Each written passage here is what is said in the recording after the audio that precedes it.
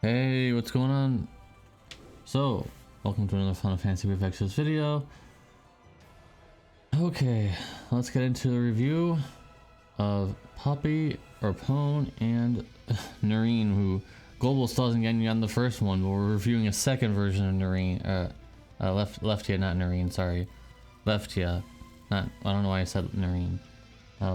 Second version of Lehftia, which is really interesting. So, Poppy, obviously they are setting themselves up for getting the magic variants ready, because there's been a more two-handed magic type weapon that's coming out in the game. Sadly, it's a mace. Really only good for her. I really don't know why they're doing this, but he has a mace.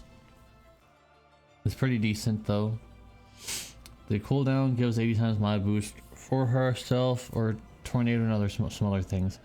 And she has a similar cooldown to when she had in her 7-star form, or I guess, yeah, 7-star form, where she would fill LB gauge, she would give LB fill rate, a little bit of little burst damage and stuff like that. 250% little burst damage, 200% magic TDH, 300% with the STMR, 500% cap. She has a 1000 flat magic passive upon awakening the pass. There's a passive that you can awaken and she gets that much magic. 200% plant and reaper killers, 150% stone and demon killers, decent. I guess they're just not really doing the 100% all killers anymore. They were doing it for a little while and then they just stopped doing it. Really works well with Christmas Charlotte, because she is also wind. She uses maces, so pretty much makes sense. So her LB has a mace and peril, so if you ever wanted to do that, that's okay. Not a very strong wind finisher, but it's still something. The reason why you'd want to use this is because it has a 300% magic store. So most likely you would get all your stuff done on turn 1, and assuming she's EX3. Turn 1, do all the stuff like buffs and stuff. Turn 2, use the regular LB. Then you have the magic store for her SLB on turn 3. And the SLB has 25% mace and peril, 135% wind and peril, 100% stone and plant killer for herself, and sorry about that. 300 times one hit magic finisher. It's 360 times if it's a plant enemy, and they've been doing this recently. So if you are new to my reviews, or you haven't watched a lot of my JP reviews recently, they've been doing this recently in terms of what race you might be fighting. So the support cooldowns are a little too long. The duration of the buffs that the cooldowns provide are not as long as how long the cooldown is. So just a little gripe. She has no good magic buffs at all, and 100% little burst damage buff for herself is not good enough. She does have 200%, but it's only in her LB, not on her ability.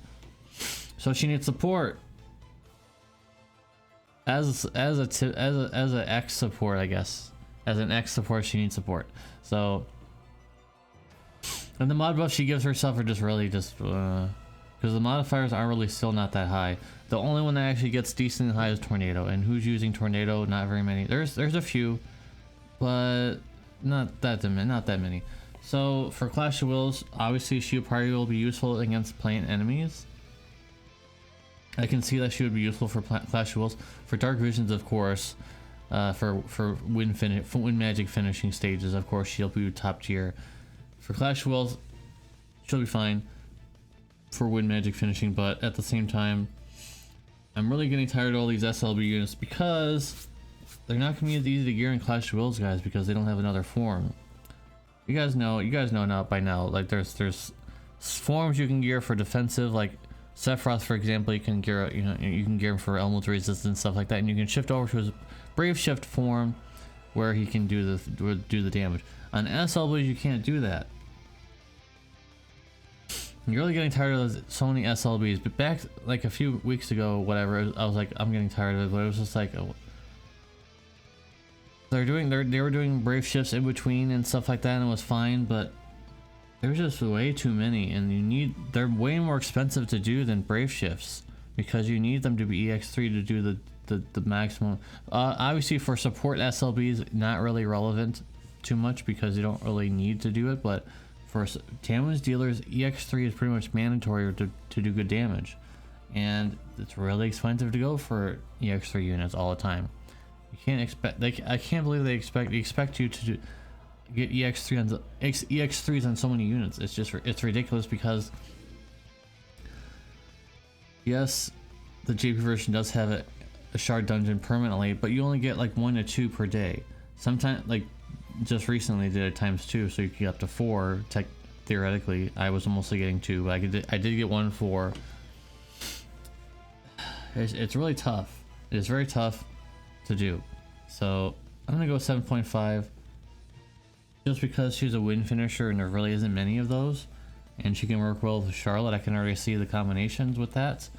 But in terms of like Clash Wills, not as effective. I would say she's still effective, but it's not as effective, because what if you need to gear for elemental resistance and stuff? She's not gonna have a very fun time with that, because she'll lower her stats because she doesn't have another form to gear for. So that being said, let's move on. 7.5. Very briefly, I'm gonna mention this at one or two more times. I've redone my review scores, so 7.5 is not as bad as it once was. Because 7 is not the base score anymore. It's 0. So 7.5 is decently high, just not amazing. Because the last banner I did, they got one of the units got 8. So that being said, let's talk about Lehftia, the second version. And her STMR is basically the same as the other, the mace, except it's a throwing weapon, 2-handed, and it has machine killer on it, and that's it. So pretty much copy and pasted that too. Wow, they're gonna start copy and pasting STMRs now, huh? Okay, so her cooldown and an ability give in total 450 times mod boost for all allies. I'm gonna be I made sure to make those very specific and make it very well known that it's only for Earth Black Magic Chaos Wave Awakened, not, you know, what Soul and Darkfina have as their Earth, you know, CWA chaining, because that's an ability. It has to be Black Magic CWA chaining that you can enhance and stuff like that. And I did the research, I did some digging, in the current partners as of this video are Beach Boy, Shinju, Darkfina. Yeah, the oldest Darkfina in the game. I mean, if getting a 450 times mod boost might be pretty good with the variance change. So I'm not saying that, because her damage could be improved a lot with that. So I'm not knocking on it. I'm just saying the first unit in the game, one of the first 5 stars in the game.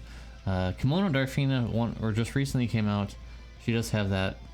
Roka, Global knows who that is. C-Card, who you probably will not be using for that, and another one you probably won't be using for that is Uriah. But it would be really interesting to see Darkfina's damage with this, if I can get her from like a daily or something. I'm not pulling on her banner, but it'd be really interesting to see, to just try it out, like make a video and try out her mod buffs on Darkfina. I could bring a friend Darkfina. I could just have her on the side and buff 2 Darkfina, so now they would have a, I don't know, like a 500 times mod Chaos Wave Awakened for Earth. I think that would be pretty interesting to see what that would look like. And just because Earth is, you know, not really represented that well, so it'd be interesting. I just want to show off a little bit of Earth love, if that makes any sense. Anyways, some copy and paste stuff here of the same little burst damage, the same TDH, the same cap.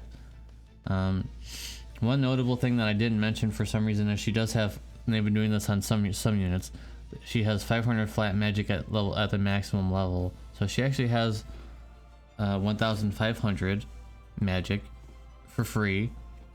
1,000 you have to enhance, and the other 500 just leveling up. Reaper, Fairy, Machine, Stone, and Demon Killers, and she has Throwing Weapon and Peril instead of Mace, of course, and she has a higher Earth and Peril and a regular LB, so it might be worth using.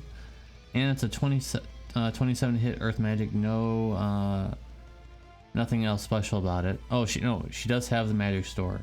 She does have the Magic Store, so it is something special. And the SLB is just 5% more Throwing Weapon and Peril. 5% more earth in peril. Not wind. I thought I deleted that. For some reason it still says wind. I thought I deleted that. I thought I went over that, but I guess I didn't.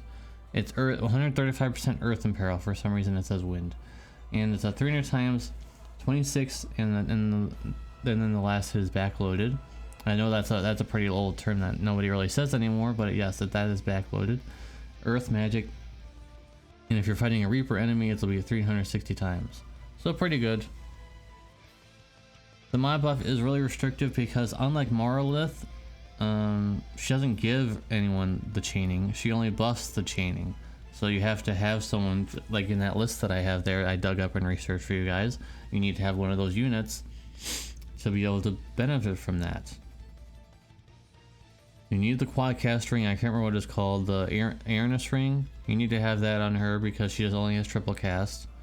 And like I mentioned, Earth is just really underrepresented, so her LB and SLB will just, you're gonna have a hard time finding unless you have a non-elemental 27 hitter. It's gonna be kind of hard to find as of now, of course.